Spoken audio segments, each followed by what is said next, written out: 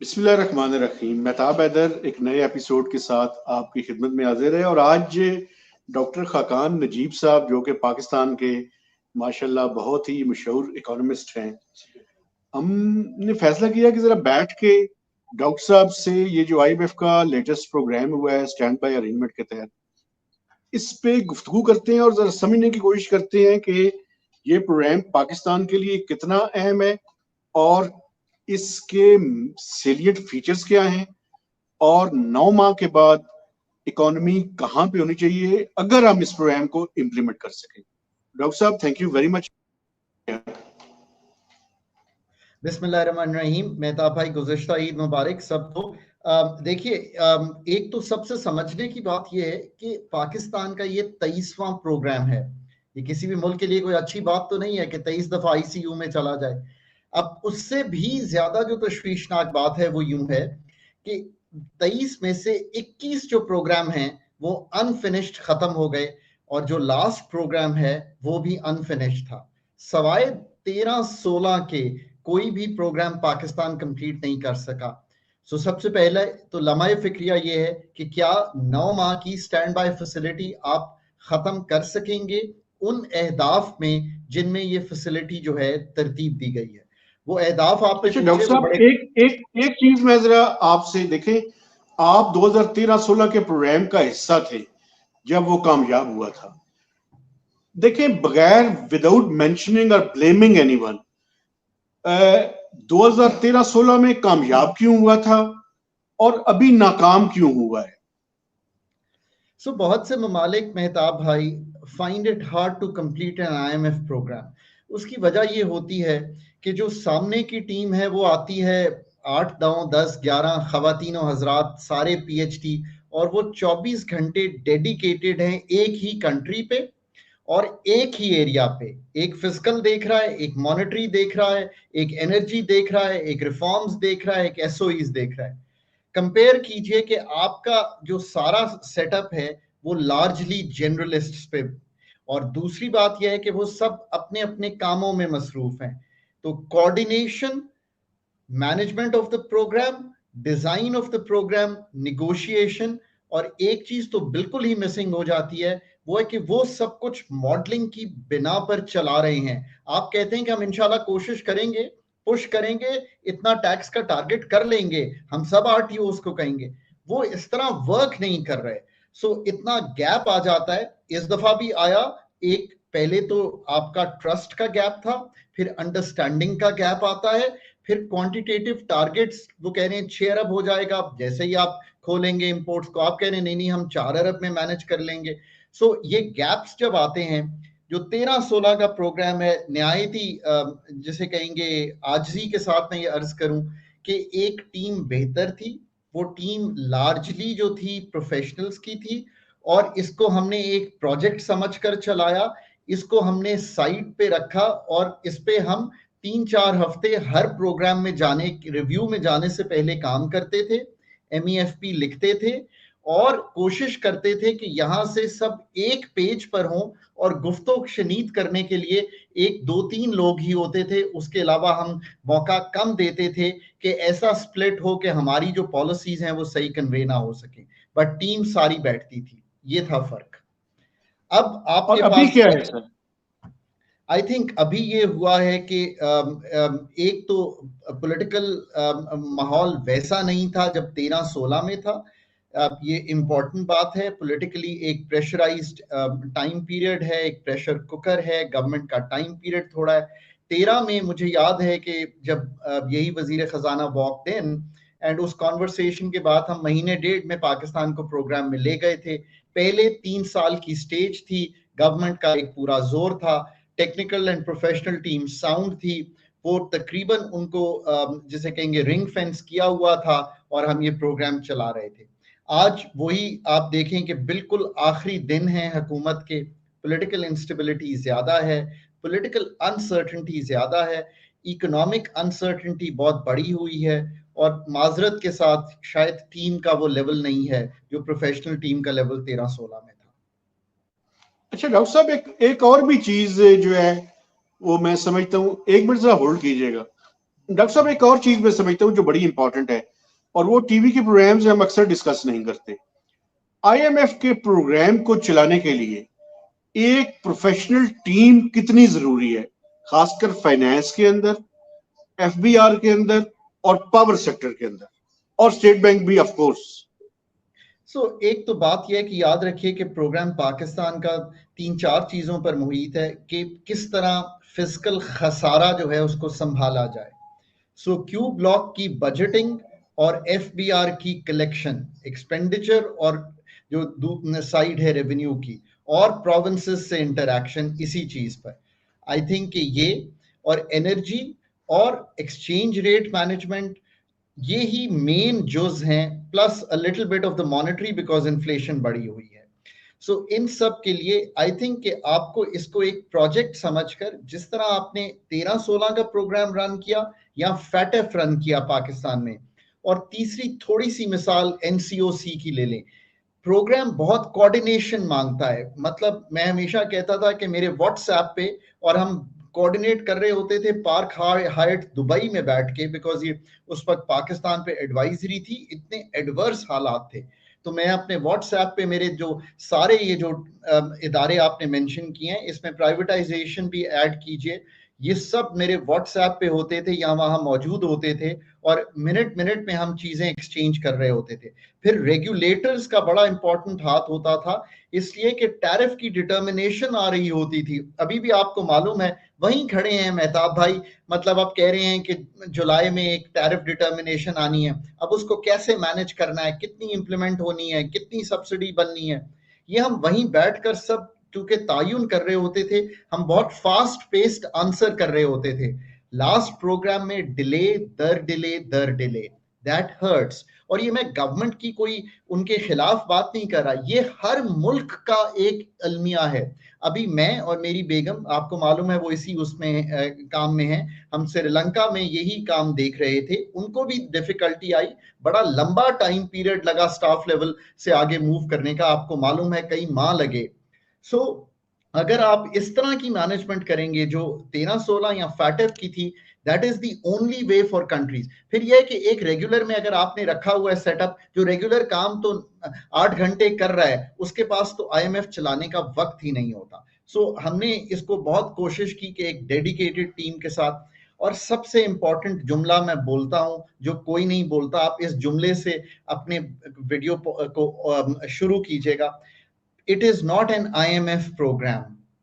It is a Pakistan program supported by the extended fund facility, or now by a standby arrangement of the IMF.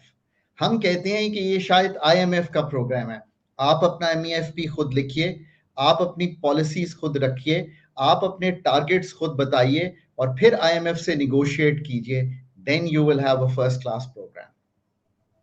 Doctor साहब अगर देखें ये 9 माह का programme है, 9 माह के बाद हमने एक, मुझे लगता है कि थोड़ा सा मीडियम टर्म प्रोग्राम की तरफ जाना पड़ेगा पाकिस्तान को। तो आप क्या समझते हैं कि फाइनेंस की जो टीम है, जो कोर टीम होती है, और खासकर सेक्रेटरी फाइनेंस, क्या इकोनॉमिक बैकग्राउंड के साथ जिस तरह डॉक्टर वकार थे, इस तरह का सेक्रेटरी फाइनेंस की हमें तैयारी नहीं करनी चाहिए? मुझे याद है, चूंकि मैं इकोनॉमी बहुत अरसे से कर रहा हूं, बाकायदा लोगों को प्लान करके लोगों को फाइनेंस में लाया जाता था कि एक्सटर्नल की भी थोड़ी सी उनको हो, इंटरनल जो फाइनेंसिंग की इश्यूज हैं उनको भी पता हो, फिर उसके बाद उन्हें सेक्रेटरी फाइनेंस बनाया जाता था। आजकल ऐसा नहीं हो रहा। आप नहीं समझते कि ये प्रॉब्लमैटिक है जो मैं बात कर रहा हूं? एक तो ये बात आपकी दुरुस्त है कि पाकिस्तान का ये 9 महीने की फैसिलिटी हमें इलेक्शन साइकिल से पास कर देगी। आज जो रिजर्व्स हैं वो बिल्ड होना शुरू हो जाएंगे, पर 9 माह बाद आपको इसी 9 माह को इस्तेमाल करना है, और एक नया एक्सटेंडेड फंड फैसिलिटी जो है, जो एक बहुत लार्जर फैसिलिटी हो।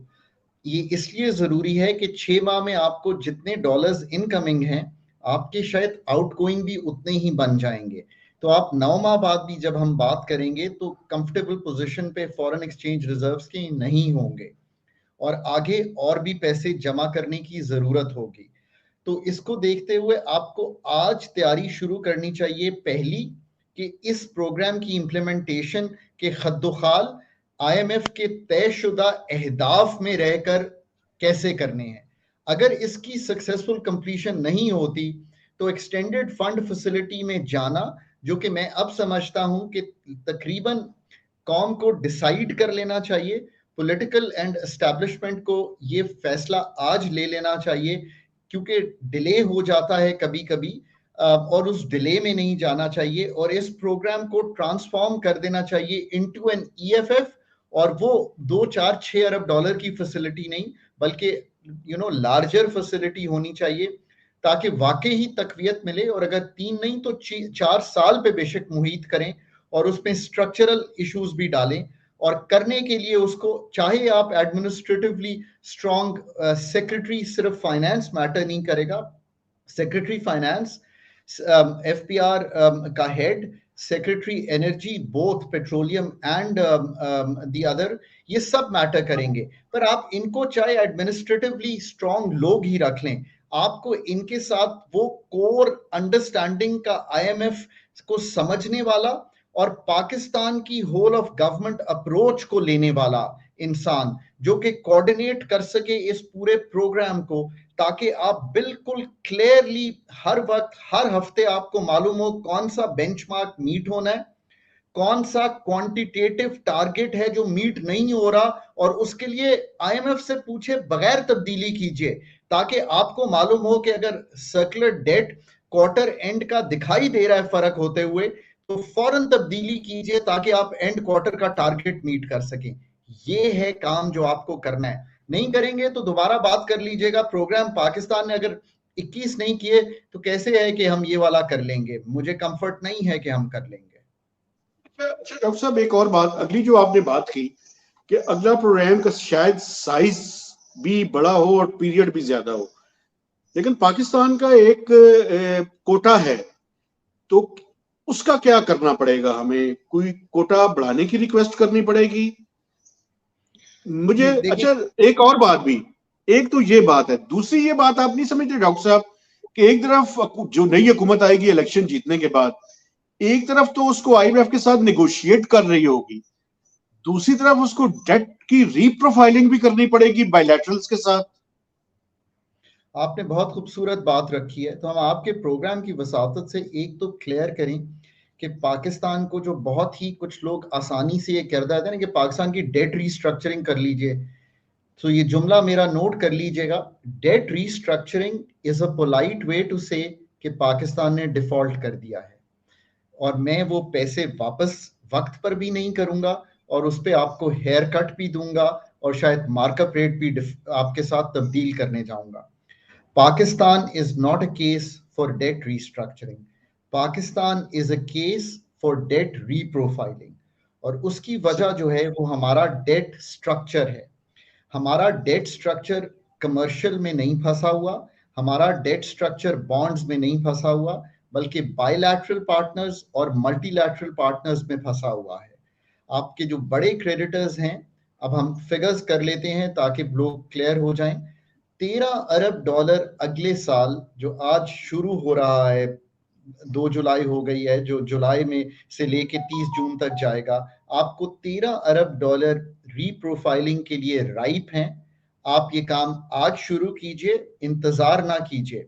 मैं बहुत ही इंपॉर्टेंट आपको एक बात बताने जा रहा हूं, अगर आप ये नहीं करेंगे तो IMF का जब एक्सटेंडेड फंड फैसिलिटी आएगी तो वो आपको शायद ये कहेंगे कि आप डेट डिस्ट्रेस में हैं, और वो आपको शायद रीस्ट्रक्चरिंग की तरफ ले जाएं। आप अगर ये 13 अरब अपने 23 अरब की पेमेंट से इस साल उठा चुके होंगे, और इसमें ले जाएंगे कि मैं 3 या 5 साल में चाइना को और बाकी बायलैटरल पार्टनर्स को, सऊदी अरेबिया को, UAE को, कतर को ले जाऊंगा, तो आप ये सोचिए कि मेरा हर साल जो अगले 3 साल का डेट है वो करीबन 10-11 अरब डॉलर पे आ जाएगा। मेहताब साहब, 75 अरब डॉलर की पेमेंट और फॉल कर जाना 30 से 35 अरब डॉलर की पेमेंट पर आपका जो डेट का जो ओवरऑल एम्बियंस है उसको तब्दील कर देगा। So do that. ये काम आज ही कीजिए। मैं बहुत अरसे से कह रहा हूं बीच में अथॉरिटीज आई हैं इस तरफ, बट फिर मुझे लगा कि स्टेट बैंक के बयान के मुताबिक शायद कोई तब्दीली हो गई है। मैं बहुत क्लियर हूं कि ये रीप्रोफाइलिंग की जा सकती है, और अब आईएमएफ की एंगेजमेंट शुरू हुई है।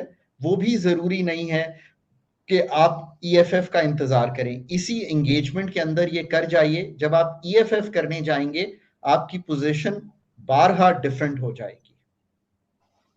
ये बताएं डॉक्टर साहब कि ये जो रीप्रोफाइलिंग की बात आप कर रहे हैं, ये नॉन पेरिस क्लब की बात कर रहे हैं और चाइना की बात कर रहे हैं, किसकी बात कर रहे हैं? ये मैं बात कर रहा हूं, बिल्कुल कतई तौर पे आपने सही कहा कि ये मैं बात कर रहा हूं बायलैटरल पार्टनर्स की। ये जो 13 अरब डॉलर है ये सारा फ्रेंडली कंट्रीज और हमारे उन्हीं बायलैटरल पार्टनर्स के पास है जो बहुत आसानी से रीप्रोफाइल किया जा सकता है। मैं तो ये भी समझता हूं कि साथ साथ आप अपनी रीफाइनेंसिंग कमर्शियल डेट की भी कीजिए, और अब जो नया कमर्शियल अगर आप उठाएंगे तो उसको 3 या 5 साल पे उठाइए, ताकि आपकी बैलेंस शीट में ये दिखाई ही ना दे कि ये पेमेंट अगले साल आ रही है। ये आपको एक बहुत कंफर्टेबल पोजीशन में ले जाएगा, और रीस्ट्रक्चरिंग का जो आप पे बोझ है उसमें से आप निकल जाएंगे। ये है काम जो पाकिस्तान ने करना है। एक और काम साथ कीजिए कि अपनी थोड़ी सी प्रोजेक्ट मनीज जो हैं, ऐसा नहीं हो सकता कि 9 अरब डॉलर आप जनीवा से तय करके आए और आज जब मैं आपसे बात करूं तो सिर्फ 300 मिलियन डॉलर आया है। अगर आपने अपनी मल्टीलैटरल्स की पेमेंट्स हैंडल करनी है तो वो आप रीस्ट्रक्चर नहीं कर सकते, क्योंकि वो प्रिफर्ड क्रेडिटर है। उसको रीस्ट्रक्चर हम इस तरह करते हैं कि अगर मैंने 6 अरब डॉलर अगले साल वापस करना है तो मैं 8 अरब डॉलर नए प्रोजेक्ट्स में ले लूं, तो नेट में बेनिफिशियरी हूंगा पाकिस्तान में, और 2 अरब डॉलर कमा लूंगा, और वो भी हैंडल हो जाएगा। अगर आप इस तरह चलें जैसे मैंने आपके सामने रखा है तो आपको दिखाई देगा कि पाकिस्तान का डेट जो है वो संभाला जा सकता है, as long as you get again a professional team to do this work. ऐसे लड़के हैं जो काम भी करके गए हैं हमारे डेट ऑफिस में, जो इस चीज को समझते हों, और वो अगेन ये कोऑर्डिनेशन भी उस प्रोजेक्ट कोऑर्डिनेशन के साथ होनी चाहिए जो एसबीआई हैंडल कर रहा हो, ईएफएफ की तैयारी कर रहा हो, और साथ ही डेट रीप्रोफाइलिंग को हैंडल कर रहा हो। पाकिस्तान 2 साल में ही मुख्तलिफ दिखना शुरू कर देगा, अभी तो हम कोर इश्यूज पे आए ही नहीं होंगे। डॉक्टर साहब आप हमारे साथ ही रहिए, एक वक्फा लेते हैं, वक्फे के बाद दोबारा आपकी खिदमत में हाजिर।